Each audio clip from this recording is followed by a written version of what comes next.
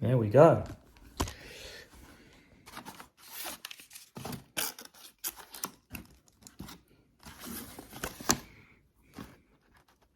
Two queens from Marken. One is a Marken 10 by Marken 56, 2022 orange. It's an overwintered queen. And this one is a A08 by Marken 56, colour white orange. So I've got to get them into a nuke. Rapido, but under a pushing cage. Let's see what, oh, we've got two lovely certificates here. This is what I like about Marken. When you get decent queens, you have a proper pedigree certificate. Let's look at that. So that's pretty cool. And you get a breeder's document.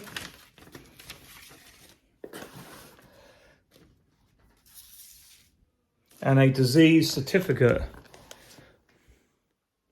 So that's pretty cool. I was not expecting two queens though. I wonder if they put me an extra one in. Anyway, we're going to get them out because I'm going to give these a drink. They've been shipped only yesterday. They were sent. That's really quick. And they've come, say, from Holland. From the Netherlands. So now we have queens from Tenuta, who have all been good so far, as in they've all been alive when they've arrived, because last year we had a disaster. A lot died in transit and they were left in the sunshine. I think these are going to be just fine because it's been cool up till now. It's the summer ones I worry about.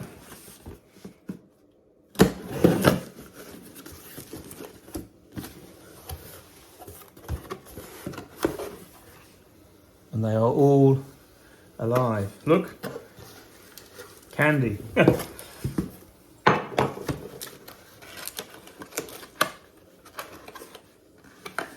have a look at these. Come on, you. How'd you come? Beautiful. Look at that lot.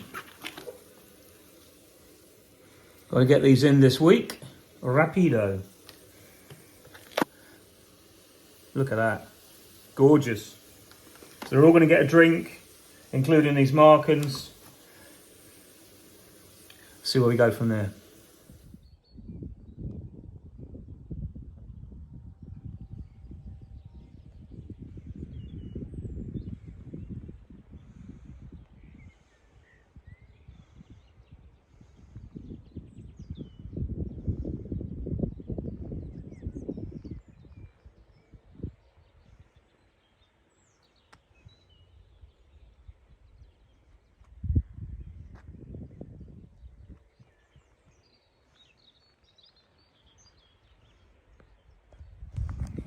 Well, I'm up here at the buckwheat, which has just been sown last week, and we've got rain and the germination is absolutely fantastic. So this couldn't have been a better start. I've just been up the road delivering some honey and I wanted just to come past to see what it's like. I've got to get my hives up here in about 3 weeks maximum. And they're all ready, so it's all good. But I'm going to bring all my pallets and supports for the hive first, so I'll probably do that in a completely separate amount. But this field is 10 hectares, right down to the end there, right at the back, you can see it, right past those trees. I'm going to be putting the hives just around that big oak tree over there, right in the middle, and also some around the other side there. But I'm going to come back and meet the farmer here when I put all the pallets out. So there you go, it's all exciting. That's last year's hectares. There was, I think, 4 there. But this is much, much bigger. It's a huge area, but it's great germination. Every single seed's come up by the look of it. Couldn't be better. So we'll see what happens. Back up at my favourite nuke yard of an evening. It's not that I love work, it's just I love to keep on top of things if I do get the chance. And I'm so committed now to not falling behind any majorly further than I already have done. So much so that I've just finally cleared out the rest of these Mini Plus that were dead outs from the winter. Believe it or not, 3 swarms plus 1 more that I put in went into these Mini Plus. So I've already got Mini Plus that are growing. I can break them down. That was a really big swarm and that's full of bees now. A couple of other ones are good as well. They're all got nice colonies in. They're all going to produce lots of brood and frames that I can break down when I've got a load of queens raised. So that's going to be my next job, is at the end of May, raise a load of queens and break the mini plus down to make myself a load of queens I can use to make more nukes with. But what I'm here tonight is just to clear up this whole front row. Is all empty. That's all got to go back. I need to use some of those boxes next week, but it's just donkey work. It's just plodding along. I needed to wear boots. I thought the ground was dry, but it isn't. And a lot of these are all used as well, empty, finished. The ones in the middle are full of bees, but the ones at the end, they've all got to be cleared as well. But all the rest are all going off to the buckwheat. There's loads here going to the buckwheat. So it's good news. And as you can see, I've just seen the buckwheat today, and that's forging ahead. So I've gone from a pretty disastrous start, and I kind of feel I've made good the best I could with what I've got. And that's what this is all about. It might not be that I'm raising queens at the moment to renew my resources. In other words, I'm not being that sustainable, but I'm being sustainable in another way. It doesn't necessarily mean that you have to use the queens that you raised if you haven't got them, you know. I know Ian Stepler talks about his nuke battery, and he's done exactly the same this year. He's taken his sustainability to one step further. He's using some money to buy package bees, because that's what he feels is the best way to bring his stocks back up quickly, because he's used that nuke battery he had that years ago he created that kept him generally in bees all year round, every year. But now, a bit like me, I'm doing a different way. But we've all got bees. We're just trying to use the best means possible to tweak what we've already got to make more bees and still have a honey harvest. And sometimes you have to do things, and you've got to try different things. So for me, getting the splits I have done, the queens and the post, was a real bonus, because I know that I can buy good queens for a really good price and get them delivered to here. So that gives me another little edge that I can use if I need to. And that's what I've used this year. We'll see where it takes me. I know the queens are all good. They're from a fantastic breeder, and they seem to be really, really good. I've had them for 5 or 6 years. They're very prolific. You have to watch them in the midsummer if there's a dearth and they don't starve. But generally we are aware of that, and as soon as you're aware of it, it's fine. So I better get these all loaded up. The truck's got loads of space on it. Let's get these in and get them home, and then they can all go in the dry, sorted, cleaned, frames melted down and redone, ready for the next lot. And that's what you've got to keep doing. Just that renewment, that new kind of invigoration in the colony. And it all starts with cleaning. It all starts with making sure that you've got everything ready in your preparation. Now, I could have done some of this over the winter, but as you know, I was pretty preoccupied with my head so massively swollen, you know, that I couldn't have got even through the shed door anyway, even if it was built. What I'm trying to say is things took priority. I enjoyed every moment of it, but now I'm kind of paying for it, but I'm getting back what I need to get back. It just takes time. But it's good at the moment. I'm pleased. We're due to have better weather next week. The last 2 days have been really cold. Tomorrow's only 13 degrees, and I don't think we're going to have much sunshine. It just cleared today at the end of the day. I could have been here. I've still got 5 queens at home waiting to be used, and I couldn't even get in this apiary to make the last 5 queens up, 5 nukes up. So, you know, it's just the weather. It's spring. This is absolutely a classic spring, so it's good news.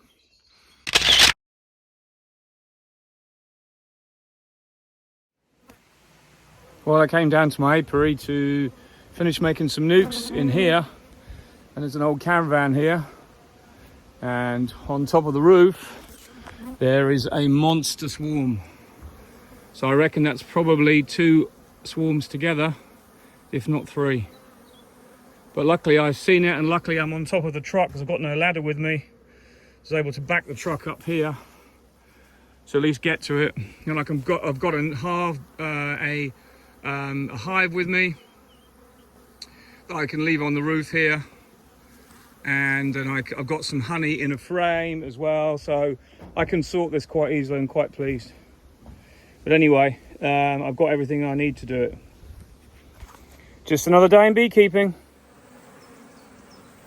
So this was definitely 2 swarms, if not 3, because look behind it, there's another one. So that was a huge load of bees in the air. They must have just waited.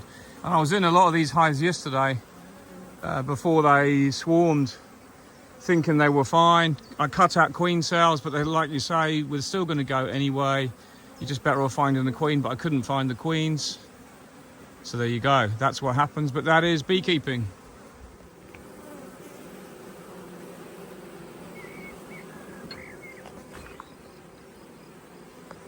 So the other swarm is up the back there. That's a good nuke size, that one, the other one. This one, I've already found one virgin and I'm just looking for others. If I can grab it or see the queen go in. But I think they're taken to the box pretty well. It's all drawn comb, 1 frame of honey in here. So I'm really lucky to have this resource and a couple of frames of foundation. They'll be all over that like a rash. But they are walking their way in.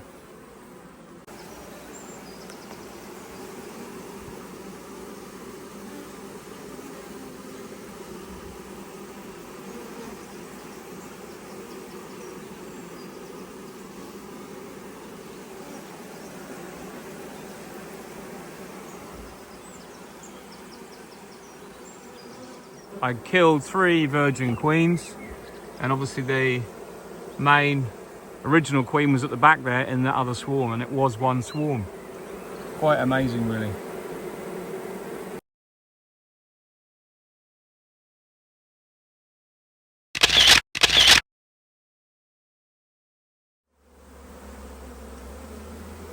So this is one of the great things about the cages I use for caging the queens in the summer.